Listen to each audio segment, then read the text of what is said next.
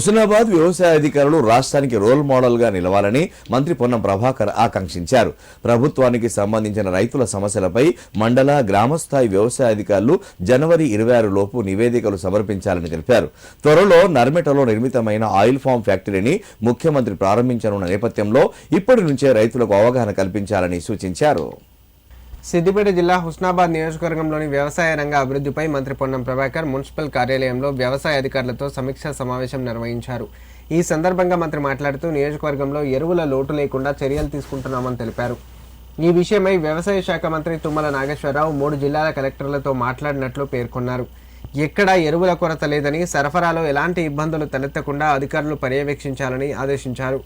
రైతులు క్యూ లైన్లలో నిలబడే పరిస్థితి రాకూడదని స్పష్టం చేశారు. ఎరువుల సరఫరా రైతు వేదికలు, సహకార సంఘాలు, మహిళా సంఘాల ద్వారా జరిగేలా చూడాలని సూచించారు. రైతుల సమస్యలు, వ్యవసాయ అనుబంధ పథకాలు, పంటల విధానం, యాంత్రీకరణ, పంటల సాగు అమలుపై స్పష్టమైన యాక్షన్ ప్లాన్ రూపొందించాలని అధికారులను ఆదేశించారు. మదిరలో పైలట్ ప్రాజెక్టుగా అమలవుతున్న పశు సంపద అభివృద్ధి పథకాన్ని అధ్యయనం చేయాలని, హుస్నాబాద్ నియోజకవర్గంలో కూడా ప్రతి ఇంటికి పాడిగేదె ఉండేలా కార్యాచరణ రూపొందించాలని అధికారులను ఆదేశించారు మంత్రి పొన్నం. గొర్రెల డీవార్మింగ్ 100% పూర్తయినట్లు తెలిపారు. పశువులకు టీకాలు పూర్తి చేయాలని, పశువుల సంతానోత్పత్తి పెంచేందుకు ప్రత్యేక శిబిరాలు ఏర్పాటు చేయాలని సూచించారు.